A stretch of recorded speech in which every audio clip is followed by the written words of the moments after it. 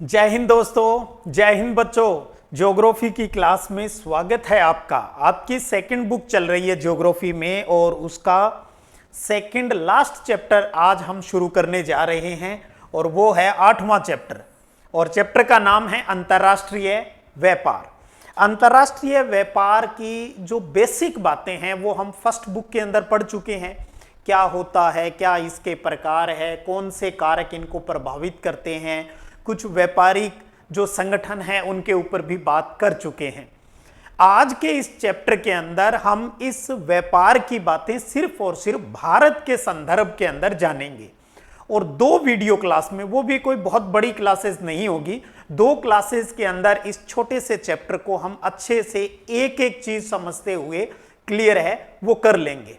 Exam की दृष्टि से जो भी महत्वपूर्ण बात है उन सबको क्लियर करेंगे। तो चलिए स्टार्ट करते हैं फिर। चलिए, तो भारत के संदर्भ में अंतर्राष्ट्रीय व्यापार। पहले एक प्यारे से प्रश्न से, अंतर्राष्ट्रीय व्यापार आप समझते ही हो भी 2 या 2 से अधिक देशों के बीच जो ट्रेड होता है, व्यापार होता है, उसे कहते हैं। व्यापार के अंदर आयात और निर्यात दोनों शामिल रहते हैं। जब हम बाहर के देशों से अपने देश में जो चीजें मंगवाते हैं वो आयात कहलाता है और हमारे देश से जब बाहर की तरफ चीजें भेजते हैं, बेचते हैं तो उसे निर्यात कहा जाता है। तो सबसे प्यारा प्रश्न यही बनता है कि विश्व व्यापार में भारत का हिस्सा कितने प्रतिशत है। तो ध्यान रखिएगा वो है सिर्फ और सिर्फ 1%। देखने में बहुत कम है लेकिन बहुत ही महत्वपूर्ण रोल है इस 1% का। आजादी के बाद जब 1947 के अंदर देश आजाद हो गया था तो विश्व व्यापार में यानी अंतर्राष्ट्रीय व्यापार में तेजी से वृद्धि होने लगी। आपसे पूछा जा सकता है एग्जाम में भी उस वृद्धि के कारण क्या हैं। तो 3 बातें इसमें ध्यान रखिए। एक तो विनिर्माण क्षेत्र में वृद्धि हुई, यानी मैन्युफैक्चरिंग के अंदर हमने ग्रोथ स्टार्ट है वो कर दी, यानी फैक्ट्रियां हैं, जो कारखाने हैं उनको स्थापना हमने की। दूसरा, सरकार की उदार नीतियां, यानी हमने जो ये इंडस्ट्रिया वगैरह है, व्यापार है, इसके अंदर टैक्स वगैरह कम कर दिया, थोड़ा सा पैटर्न को हमने इजी कर दिया ताकि बाहरी निवेश है वो ज्यादा से ज्यादा भारत के अंदर आ सके। और तीसरा, बाजारों की विविधता। भारत दुनिया के अंदर एक बहुत बड़ा बाजार है, यहां पर हर चीज खप जाती है। तो ये 3 वो महत्वपूर्ण बातें हैं जिनसे आप कह सकते हो भी आजादी के बाद भारत का अंतर्राष्ट्रीय व्यापार है वो तेजी से ग्रोथ है वो करने लगा। अब बात आती है कि भारत का जो व्यापार है वो ज्यादातर किन मार्गों से होता है। तो सबसे महत्वपूर्ण है 2, एक तो समुद्री मार्ग और दूसरा है वायु मार्गों द्वारा। समुद्री और वायु मार्गों से भारत का अंतर्राष्ट्रीय व्यापार होता है। तो क्या सड़क मार्ग से, स्थल परिवहन से नहीं होता? ऐसा भी नहीं है, होता है। अपने भारत के जो पड़ोसी देश हैं, कौन से? नेपाल हो गया, भूटान हो गया, बांग्लादेश हो गया, पाकिस्तान हो गया, इन पड़ोसी देशों के साथ थोड़ा बहुत जो व्यापार है वो सड़क मार्ग से भी होता है। तो ये कुछ 2-3 बातें हैं, वो थ्योरिकल हो गई, बहुत ही सिंपल सी बातें। इसके बाद कहें भी भारत का व्यापार संतुलन कैसा है। तो आपसे कोई पूछ ले व्यापार संतुलन कैसा है तो ध्यान रखिए ऋणात्मक है, नेगेटिव है। अब इसका मतलब क्या है? इसका मतलब है भी भारत में निर्यात की तुलना में आयात अधिक है। हम दूसरे देशों को बेचते कम हैं और दूसरे देशों से खरीदते ज्यादा हैं। खरीदेंगे ज्यादा तो भैया जो अपने पास जमा पूंजी है वो तो खर्च हो जाएगी। हम लाभ कब कमा सकते हैं? जब निर्यात ज्यादा हो। लेकिन इंडिया में हो क्या रहा है? निर्यात है वो कम हो रहा है, आयात अधिक होता है। इसलिए भारत का व्यापार संतुलन क्या कहलाता है? नेगेटिव कहलाता है।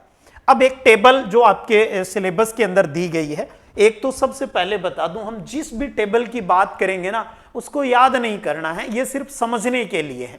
जैसे 2000, 4, 5, 9, 10, 13, 14, 16, 17 के आंकड़े दिए गए हैं। आप इन आंकड़ों पर गौर करेंगे, 2004, 5 से 16, 17 की तरफ जाएंगे तो निर्यात बढ़ता जा रहा है, आयात भी बढ़ता जा रहा है।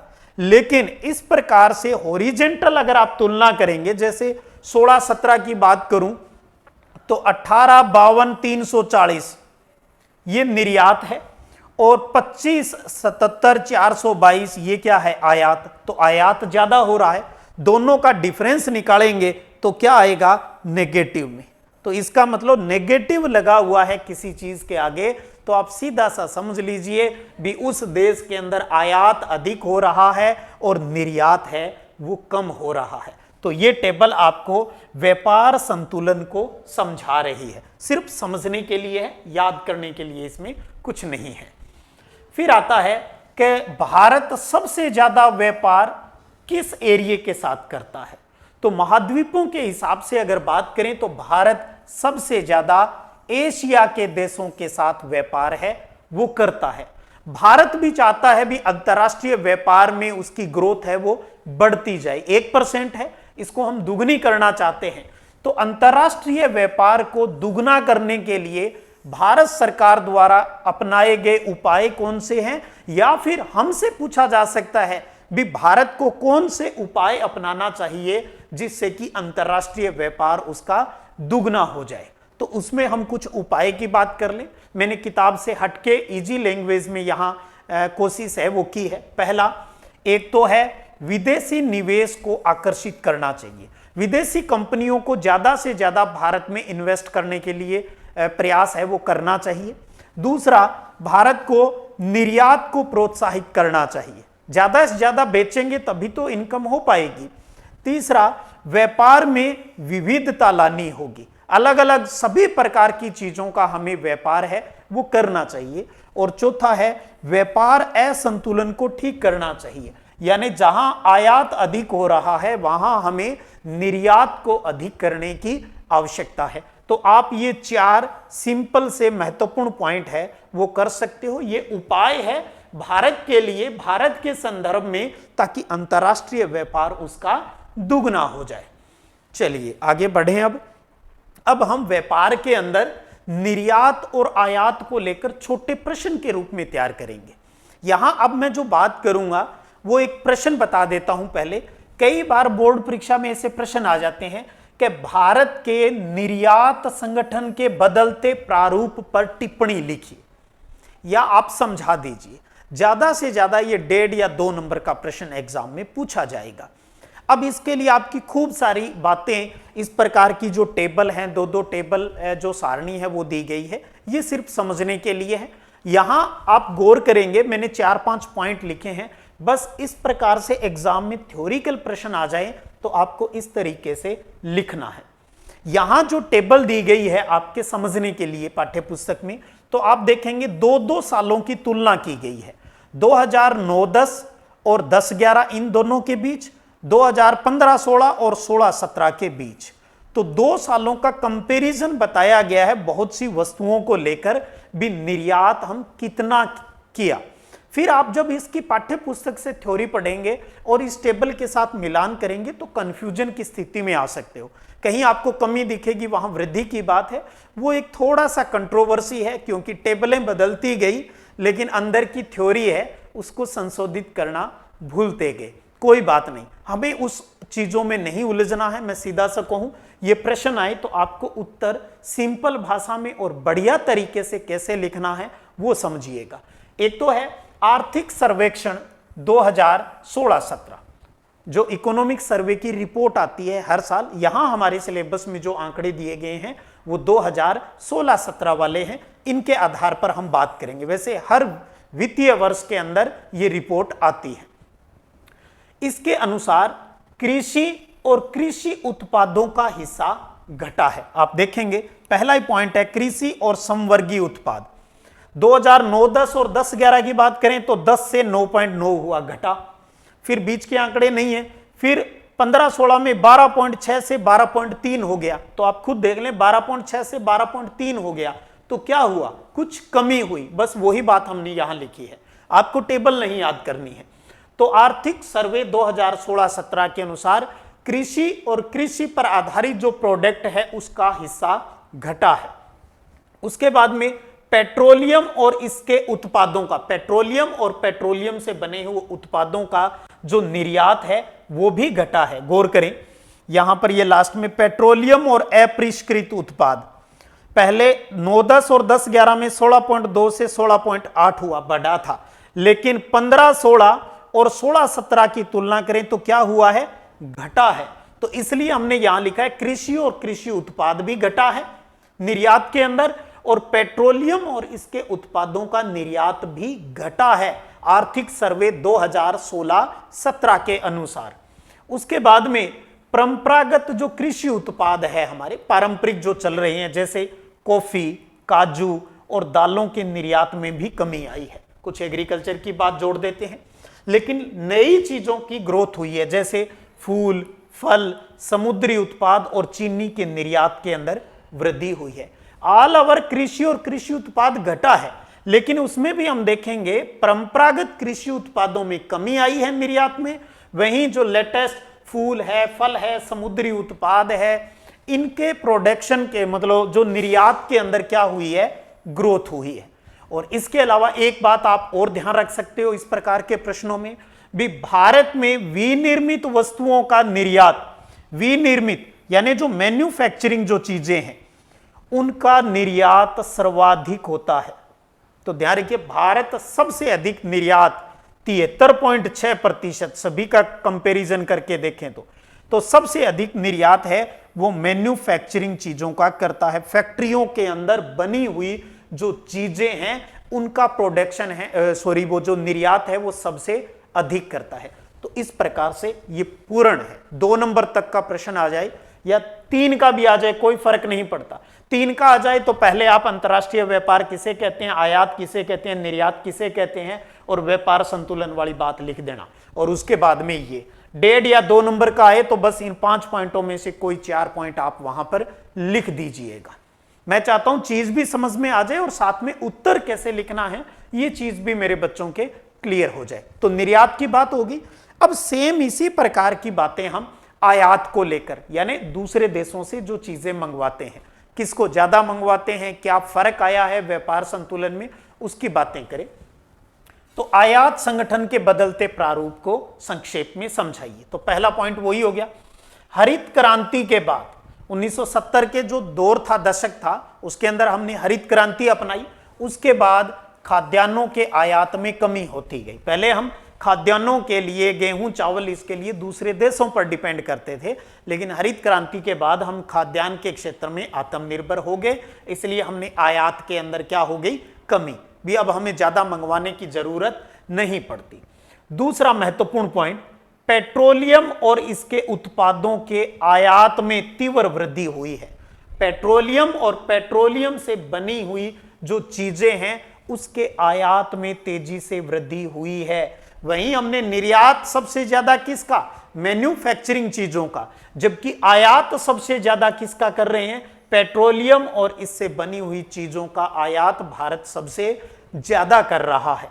और जब ये चीज बढ़ रही है तो इसका मतलब देश के अंदर औद्योगिकीकरण और नगरीकरण है वो बढ़ रहा है, अर्थात बेहतर जीवन स्तर का जो संकेत है पेट्रोलियम और इसके उत्पादों में वृद्धि होना। और पूंजीगत वस्तुओं के आयात में स्थिर वृद्धि हो रही है। पूंजीगत जो वस्तुएं हैं, पूंजीगत वस्तुएं जो भी मशीनें वगैरह हम बनाते हैं, जो दूसरे देशों से हम जो मशीनें मंगवाते हैं, कोई भी जो मैन्युफैक्चर, दूसरे देश की जो मैन्युफैक्चरिंग जो चीज होती है जब हम मंगवाते हैं तो वो कैपिटल है, पूंजीगत वस्तुएं कहलाती है। 9-10-11 में ये घटी और 15-16-17 के अंदर 13 से 13.6 हुई, ये 15 से 13.1।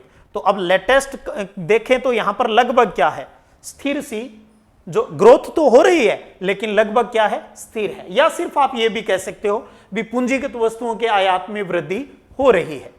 भारत का निर्यात की तुलना में आयात का मूल्य अधिक है, अर्थात भारत का व्यापार संतुलन कैसा है, ऋणात्मक है। तो मुझे नहीं लगता अब इसमें आपको कोई दिक्कत है। निर्यात और आयात के 4-5 पॉइंट आपको ध्यान में रखने हैं। और ये एक बार फिर कह दूं, ये टेबल आपको समझने के लिए है, घोटा मारने की आवश्यकता नहीं है इसको। चलिए अब बात करें अंतर्राष्ट्रीय व्यापार में। हमने कहा भारत सबसे ज्यादा अंतर्राष्ट्रीय व्यापार किससे, समुद्री मार्ग और वायु परिवहन से करता है। समुद्री मार्ग को हम थोड़ा डिटेल में पढ़ेंगे। वायु परिवहन का बेसिक परिचय हम फर्स्ट बुक में भी कर चुके हैं, परिवहन वाले चैप्टर में भी कर लिया है, बस यहां पर थोड़ा सा इंट्रोडक्शन ले लेते हैं। अंतरराष्ट्रीय व्यापार में वायु परिवहन की महत्वपूर्ण भूमिका होती है, समझाइए। कई बार ऐसे भी लाइन उठाकर प्रश्न पूछ लिए जाते हैं, अंतरराष्ट्रीय व्यापार में वायु परिवहन की महत्वपूर्ण भूमिका होती है, व्याख्या कीजिए। तो इसमें इससे जुड़ी हुई जो अच्छी बुरी बातें हैं वो लिखनी होती है। तो क्या लिखेंगे? इस वायु परिवहन से लंबी दूरी वाले महंगे और जल्दी खराब होने वाली वस्तुओं को कम समय में भेजा जाता है, यानी लंबी दूरियों को कम समय में तय करने का सबसे बढ़िया साधन है और इससे महंगे और जल्दी खराब होने वाली चीजों का परिवहन किया जाता है। और ध्यान रखिए, ये क्या काम नहीं कर सकता? ये भारी और बड़ी वस्तुओं के परिवहन के लिए महंगा है, अनुपयुक्त है। इसलिए भारी और बड़ी वस्तुओं के परिवहन के लिए हम कौन से मार्ग का इस्तेमाल करते हैं? समुद्री मार्ग का इस्तेमाल करते हैं, महासागरीय परिवहन का इस्तेमाल करते हैं। 2016-17 के अनुसार बात करें तो भारत में अंतरराष्ट्रीय हवाई अड्डों की संख्या 25 है। आपके सिलेबस के अकॉर्डिंग बता रहा हूं, 16-17 में 25 है, आज तो लगभग 35 के आसपास हो गए। तो 16-17 के अनुसार 25 हवाई अड्डे हैं, वो है। अब आप देखेंगे आपकी पाठ्य पुस्तक के अंदर इंडिया का वायु मार्गों का एक ये मानचित्र दिया गया है। बहुत सी जो लोकेशनें हैं, जो बड़े शहर हैं, जो कहीं ना कहीं हम पीछे के चैप्टर्स के अंदर भी पढ़ चुके हैं और उन्हीं का रिपीटिशन करना है। यानी आपको ये जो नक्शा है वो किसके लिए तैयार करना है? इंडिया मैप के प्रश्नों के लिए। आपसे कई बार ऐसे प्रश्न पूछा जाएगा कि नीचे दिए गए हवाई अड्डों को भारत के रेखा मानचित्र के अंदर दर्शाइए। तो पहले आपको जो पता है मेन वो लोकेशनें भरनी है। और भी आपको अभ्यास करवाऊंगा नक्शे का, आप फिक्र मत कीजिएगा। पहले भी जब मैं साथ साथ पढ़ाता रहा हूं तो वहां पर भी मैंने चीजें क्लियर की है। भी ये रहा, यहां पर अपना दिल्ली है, यहां पर अपना हो गया मुंबई है, ये यहां पर चेन्नई है, ये यहां पर कोलकाता है, ये यहां पर गुवाहाटी है, शिलांग है, ये सिलचर हो गया, ये यहां पर जयपुर हो गया, जोधपुर हो गया, उदयपुर हो गया। राजस्थान वाले अपने स्टेट के ये तो ध्यान रख ले, जयपुर, जोधपुर, उदयपुर कहाँ है। इसके अलावा जिस स्टेट का बच्चा इस वीडियो को देख रहा है, मेन लोकेशन के बाद पहला काम ये होना चाहिए, आपकी स्टेट के कौन से एरिया हैं वो इसके अंदर दिए गए हैं, उनका खाली मानचित्र के ऊपर आपको अभ्यास करना है। ये कोई एक दिन का काम नहीं, ये तो सतत काम है। रोज हम 2-2, 4-4, 5-5 लोकेशन याद करते जाएं और लास्ट में आप देखोगे वही 40-50 जगह होती है टोटल, जो बार बार किसी न किसी रूप में कहीं ना कहीं पूछ ली जाती है। सिर्फ और सिर्फ अभ्यास का खेल है। आप स्टार्ट कीजिए, मैं भी आपके साथ बहुत जल्द मानचित्र सीरीज में पुनः आपसे जुड़ूंगा। तो ये वायु परिवहन को लेकर इतनी ही बात। अब आ जाते हैं जी समुद्री पत्तन, यानी अब हम समुद्री मार्ग की तरफ यात्रा स्टार्ट करते हैं और इन्हें कहा जाता है अंतरराष्ट्रीय व्यापार के प्रवेश द्वार। अंतरराष्ट्रीय व्यापार के प्रवेश द्वार के रूप में समुद्री पत्तन को समझाइए। बड़ा आ जाए तो समझ लेना हम जो भी अब बचा खुचा पढ़ेंगे वो मेन बातें सारी बड़े प्रश्न में लिखनी है। छोटा प्रश्न पहला ही आ गया, अंतरराष्ट्रीय व्यापार के प्रवेश द्वार किन्हें कहा जाता है? समुद्री पत्तन को, बंदरगाहों को कहा जाता है। फिर प्रश्न बनता है कि भारत में प्रमुख बंदरगाह कितने हैं? बड़े जो मेन हैं वो 12 है। उसके बाद में छोटे और मझले पत्तन की बात करें तो पहले आप देखेंगे 185 पढ़े हैं आपने, कोई बात नहीं, यहां पर 200 लिखे हैं। आप एक आंकड़ा ध्यान रख लें, प्रमुख याद रख लें। 12 प्रमुख है, बाकी 200 के आसपास है वो छोटे और मझले पत्तन है। और भारत, क्योंकि आपको पता है समुद्री तटरेखा बहुत लंबी चौड़ी है, इसलिए यहां पर समुद्री परिवहन है वो बहुत ही ज्यादा सक्सेस है। पूर्वी तट की अपेक्षा भारत में पश्चिमी तट के ऊपर अधिक पत्तन है। छोटे बड़े पत्तनों को मिलाकर बात करें तो पश्चिमी तट के ऊपर अधिक पत्तन है, यानी इधर वाली ये जो साइड है पश्चिमी तट, ये पूर्वी तट हो गया, ये पश्चिमी तट हो गया। अब यहां पर 2 नाम आ रहे हैं ना, एक तो प्रमुख पत्तन और एक छोटे पत्तन। तो ध्यान रखिए, जो प्रमुख पत्तन होते हैं उनकी नीतियां बनाने का काम और उनके ऊपर नियंत्रण रखने का जो काम है वो केंद्र सरकार का होता है। प्रमुख पत्तन के संबंध में सारे काम सेंट्रल गवर्नमेंट लेती है। वहीं अब छोटे पत्तनों की बात है तो ये सारा काम किसके पास आ जाता है? स्टेट गवर्नमेंट के पास आ जाता है, सीधी सी बात है। और 12 प्रमुख, ये पढ़ना और ये समझना हमारे लिए ज्यादा महत्वपूर्ण है। 12 प्रमुख पत्तनों को आपको, पहला प्रश्न तो ये ध्यान होना चाहिए, अच्छे से आप शिवा इस बात को क्लियर कर सकते हैं। आपसे कई बार छोटा प्रश्न ऐसे पूछ लिया जाता है कि पूर्वी तट के किन्हीं 2-4 पत्तनों के नाम बताइए या पश्चिमी तट के। पहले तो पूर्वी और पश्चिम क्लियर हो जाना चाहिए। ये पूर्वी तट है, यहां पर हो गया कोलकाता, हल्दिया, पारादीप, विशाखापट्टनम, चेन्नई और तूतीकोरन। ये प्रमुख बड़े वाले पत्तन हो गए। कितने हो गए? 6। और 6 ही हम पश्चिमी तट पर, कांडला गुजरात वाला, मुंबई महाराष्ट्र के अंदर, मार्मोगोआ, मंगलुरु, कोच्चि, और इधर एक ये हो गया साउथ के अंदर, ये पूर्वी साइड का हो रहा है एक तूतीकोरन और है, तूतीकोरन। ये दोनों पास पास है, कोलकाता और हल्दिया, फिर पारादीप, विशाखापट्टनम, चेन्नई और तूतीकोरन। और इधर कौन सा हो गया? कांडला, मुंबई, मार्मागोआ, मंगलुरु और कोच्चि। ये 6 किधर हो गए? पश्चिमी तट पर। तो पहला प्यारा प्रश्न यही भी, पूर्वी तट के कोई आप 4-5 यानी 6 के 6 याद रखने, इसके अलावा कुछ और भी पढ़ेंगे। 6 ही पश्चिमी तट पर और 6 ही पूर्वी तट पर। इनकी लोकेशन कहां है मानचित्र पर आपको मैप पर भरनी आनी चाहिए, बहुत इंपॉर्टेंट है। ये 12 की 12 लोकेशन भी, यही लोकेशन आपको वायु परिवहन में मिल जाएगी, यही लोकेशन जब आप खनिज पढ़ोगे वहां पर काम आ जाएगी। तो कोई बहुत ज्यादा आप पर बर्डन नहीं हो रहा। आप ये मत सोचना नक्शे तो बहुत दे रखे हैं, अरे याद रखने के लिए तो कुछ ही लोकेशन है। ठीक है, तो 12 में 6 पूर्वी तट पर और 6 पश्चिमी तट पर हमने समझ ली लोकेशन। अब एक एक करके पढ़ेंगे, उससे पहले कुछ और महत्वपूर्ण बातें हैं। अब इन्हीं पत्तनों से पहले एक बार आजादी के दौर की बात कर लें, जब देश का 47 में आजादी मिली, लेकिन बंटवारे के साथ।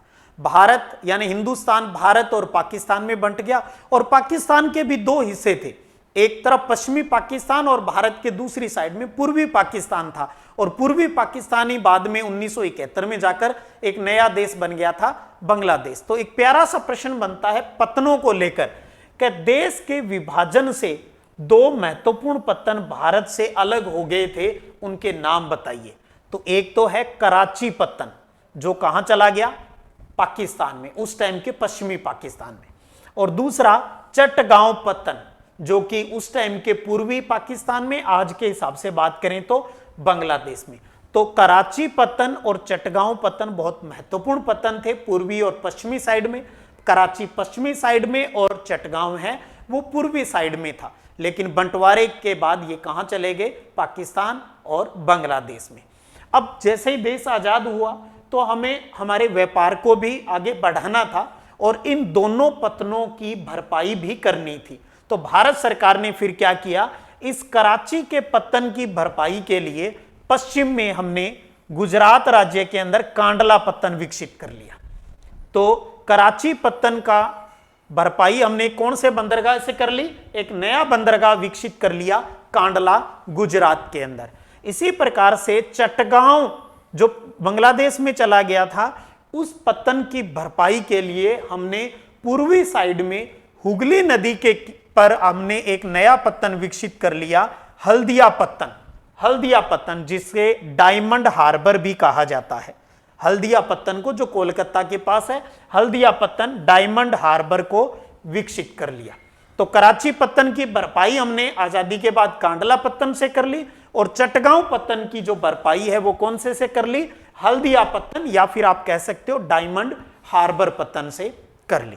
अब एक प्यारा सा प्रश्न और कर लेते हैं कि अंग्रेजों द्वारा विकसित, अंग्रेजों के टाइम में विकसित किन्हीं 2 प्रमुख पत्तनों के नाम बताइए। तो एक तो है मुंबई पत्तन और दूसरा है कोलकाता पत्तन। ये अंग्रेजों के टाइम में विकसित बहुत ही महत्वपूर्ण पत्तन है। तो ये भी ध्यान रखिएगा, अंग्रेजों द्वारा विकसित किन्हीं 2 प्रमुख पत्तनों के नाम बताइए। ये जो बातें हमने की है ना इस स्लाइड के अंदर, ये छोटे प्रश्नों के लिए इंपॉर्टेंट है। इस प्रकार से छोटे प्रश्न आपसे एग्जाम में पूछे जा सकते हैं। चलिए अब बात करें पत्तन और पोताश्रय। पोताश्रय, पोत यानी जलयान, जहां पर आश्रित विश्राम करते हैं वो जगह। फर्स्ट क्लास के अंदर हमने जब अंतर्राष्ट्रीय व्यापार पढ़ा था तब मैंने ये बातें क्लियर कर दी थी। एक बार पुनः उसी चीज को रिवाइज कर लें। पत्तन और पोताश्रय में अंतर बताइए। तो देखिए, किसी जलमार्ग पर स्थित वो स्थान जहां पर माल चढ़ाने और उतारने के लिए जलयान, पानी वाले यान ठहरते हैं, उसे पत्तन कहा जाता है। जहां बस सवारियों को चढ़ाती उतारती है वो बस स्टैंड है। जहां ट्रेन सवारी या माल को चढ़ाती या उतारती है वो रेलवे स्टेशन है। इसी प्रकार पानी के जो बड़े बड़े जहाज है, जहां पर यात्रियों को और माल को उतारा और चढ़ाया जाता है, उस जगह को कहा जाता है पत्तन कहा जाता है। अब क्या हुआ, सवारी चढ़ाने के बाद में उस जलयान को अगर उसका दोबारा राउंड नहीं है तो उसे साइड में कहीं रोकना पड़ेगा। उस जगह तो रोकने से रहे, वहां तो कोई दूसरा जलयान आएगा या जाएगा, तो इसलिए हमें उसे दूसरी जगह पर रोकना पड़ेगा। उसे रस्सियों के सहारे बांध दिया जाता है और उसको लंगर कहा जाता है बांधने को। और उसका मेंटेनेंस का काम, तेल वगैरह भरने का काम उसी दूसरे आश्रय वाली जगह पर किया जाता है और वही जगह कहलाती है पोताश्रय। पोताश्रय वह सागरीय जल क्षेत्र है, ये पानी के अंदर ही साइड में होता है, जहां जलयानों के ठहरने के लिए लंगर डाले जाते हैं, बड़े बड़े रस्सों से बांधा जाता है और जलयानों की मरम्मत और ईंधन भरने की सुविधा भी वहां पर होती है, वो पोताश्रय कहलाता है। तो समझ गए, पत्तन और पोताश्रय में अंतर लिखिए। इंपॉर्टेंट प्रश्न रहता है एग्जाम की दृष्टि से, ये भी आगे बात कर ले। अब चलिए आज की क्लास में यहां तक ही करेंगे, एक टॉपिक और समझ लीजिए और वो है पृष्ठ प्रदेश हिंटरलैंड की बात। अब हम जब 12 प्रमुख पत्रों से जुड़ी हुई महत्वपूर्ण बातें समझेंगे और कुछ अभ्यास करने की कोशिश करेंगे तो अब वहां देखेंगे बार बार ये शब्द आएगा, पृष्ठ प्रदेश, पृष्ठ प्रदेश। सीधा सा एक बात ये समझ लो, खुद को मान लो आपके पीछे, यानी हम खुद को कहां मान ले, समुद्री तट के ऊपर। समुद्री तट के ऊपर हम पत्तन हैं और हमारे पीछे जमीन है, तो हम पीछे की जमीन को कहां तक प्रभावित करते हैं, वो पृष्ठ यानी पीछे का प्रदेश, पीछे का राज्य या पीछे का एरिया, उसके लिए ये शब्द यूज होता है। कैसे, थोड़ा सा थ्योरिकल देखें फिर आपको क्लियर हो जाएगी बात। एक पत्तन के प्रभाव क्षेत्र को उसका पृष्ठ प्रदेश कहा जाता है। एक पत्तन, कोई भी एक पत्तन ले ले, जैसे ये रहा कांडला पत्तन है यहां पर। इस कांडला पत्तन के पीछे का इलाका, जहां तक इस पत्तन का प्रभाव रहता है व्यापार को लेकर, यानी जो वस्तुएं आती है उसको ये कहां तक पीछे के इलाके तक पहुंचवाता है, यहां उतर गई, यहां से ट्रकों से या फिर ट्रेन के माध्यम से दूसरी जगह पहुंचाई जाएगी। दूसरी जगहों पर बनी हुई चीज इस बंदरगाह पर आएगी और दूसरे राज्यों को यानी देशों को भेजी जाएगी। तो कहां तक माल जाता है इसका पत्तन पर उतरने के बाद, और कितने पीछे के एरिया का माल यहां पर पहुंचता है दूसरे देशों को पहुंचाने के लिए, वो पूरा इलाका क्या कहलाता है, पृष्ठ प्रदेश कहलाता है। और ये पत्तन की भूमि की ओर फैला वो भाग है जिसमें निर्यात की जाने वाली वस्तुओं का संग्रह होता है और आयात की जाने वाली वस्तुओं का वितरण होता है।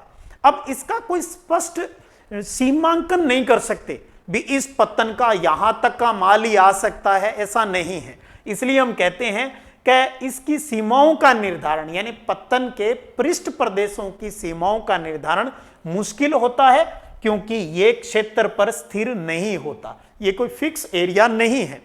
एक पत्तन का पृष्ठ प्रदेश दूसरे पत्तन के पृष्ठ प्रदेश को अति व्यापन कर सकता है, यानी एक एरिया वो भी हो सकता है जिसका कई पत्तनों से व्यापार होता हो। वापिस मैं कांडला की बात करूं तो ये जो इलाका है, चाहे राजस्थान, पंजाब, हरियाणा, दिल्ली, हिमाचल, ये अपना उत्तराखंड, यूपी वाला, ये जो पूरा इलाका है, इस पूरे इलाके के नजदीक कौन सा पत्तन पड़ता है, कांडला पत्तन। कांडला पत्तन, इसका मतलब इन राज्यों के जो व्यापारी लोग हैं अपने माल को किस पत्तन से दूसरे देशों को भेज सकते हैं, कांडला पत्तन से। दूसरे देशों से इस एरिया के लोगों को मंगवाना हो तो किस पत्तन पर मंगवाएंगे? कांडला पत्तन पर ही मंगवाएंगे और यहां से सड़क या रेल परिवहन से उन चीजों को अपनी जगह तक मंगवा लेंगे। अब दूसरा पत्तन है मुंबई। अब ये देखिएगा मुंबई, अब मुंबई के पीछे का जो इलाका है, ये हो गया मध्य प्रदेश, ये हो गया यूपी, ये पूरा महाराष्ट्र हो गया। तो क्या मुंबई को गुजरात का माल नहीं जा सकता? क्या जा सकता है? गुजरात का माल कांडला पत्तन से भी जा सकता है, व्यापार हो सकता है और मुंबई से भी हो सकता है। राजस्थान का व्यक्ति भी तो मुंबई पत्तन से अपना माल कहीं भेज सकता है, कांडला से भी भेज सकता है, मुंबई से भी भेज सकता है। बस हाँ ये बात अलग है, अभी नजदीक कांडला वाला पड़ता है, तो इसलिए ये कोई फिक्स एरिया नहीं है। लेकिन हाँ, जब किसी भी पत्तन को आप पढ़ें तो ये ध्यान रख लेना उसके पीछे पीछे आसपास के स्टेट कौन से हैं। ज्यादातर हम उन्हीं का नाम पृष्ठ प्रदेश के रूप में लिखेंगे थ्योरी के अंदर जब भी जरूरत होगी। अगर आपको मेरी ये बात समझ में आ गई ना, तो समझिएगा आपने लगभग 90% चैप्टर है वो कंप्लीट कर ही लिया है। 10% रह गया, बस अब तो उनके थोड़े से गीत गाने बाकी रह गए। पृष्ठ प्रदेश उम्मीद करता हूं समझ में आ गया होगा। इसी प्रकार एक और देख लेते हैं, जैसे विशाखापट्टनम है, तो विशाखापट्टनम कौन लाभ उठाएगा? पीछे कौन सा है? आंध्र प्रदेश हो गया, इधर तेलंगाना हो गया, ये छत्तीसगढ़ हो गया, उड़ीसा हो गया, ये लाभ उठा सकते हैं इससे। आप कोलकाता की बात कर लो, हल्दिया की बात कर लो, तो इधर कौन सा है? पश्चिम बंगाल हो गया, झारखंड हो गया, बिहार हो गया, और ये आपका इधर वाला जो ये उत्तरी पूर्वी भारत के जो स्टेट्स हैं उनके नजदीक भी कौन सा पत्तन पड़ेगा? कोलकाता पत्तन पड़ेगा। इधर बात करें नेपाल, क्योंकि नेपाल और जो भूटान है ये तो स्थल आबद्ध है, जमीन से घिरे हुए देश हैं। इन दोनों देशों के तो कोई जमीन, वो पानी भी नहीं लगता समुद्र का कहीं पास में। तो ये अगर किसी समुद्री मार्ग से चीज भेजना चाहेंगे तो इन नेपाल और भूटान के नजदीक भी भारत का कौन सा पत्तन पड़ता है? कोलकाता पत्तन। ये भारत सरकार से बात करेंगे, यार कोलकाता पत्तन से हमारा माल आया है, हमारे तक आने दो, या फिर हम कुछ माल यहां से भेजना चाहते हैं, हमें परमिशन दो। भारत को टैक्स मिल जाता है। तो नेपाल और भूटान को भी तो ये पत्तन है वो पृष्ठ प्रदेश के रूप में काम करेंगे। सीधी सी बात, आपके पीछे कितना एरिया लाभान्वित हो रहा है वो पृष्ठ प्रदेश हिंटरलैंड है। तो ये बातें थी आज की वीडियो क्लास में। उम्मीद करता हूं सब कुछ क्लियर हुआ होगा। अब आपसे एक प्यारा सा प्रश्न है, और प्रश्न ये है भी भारत में प्रमुख पत्तनों की संख्या कितनी है जिनके लिए नीतियां और नियंत्रण का काम है वो केंद्र सरकार करती है? आपको उन प्रमुख पत्तनों की संख्या कमेंट सेक्शन के अंदर बतानी है। अगले वीडियो क्लास में इसी चैप्टर को आगे बढ़ाएंगे और चैप्टर को कंप्लीट कर लेंगे। फिर मिलते हैं, तब तक जय हिंद, जय भारत।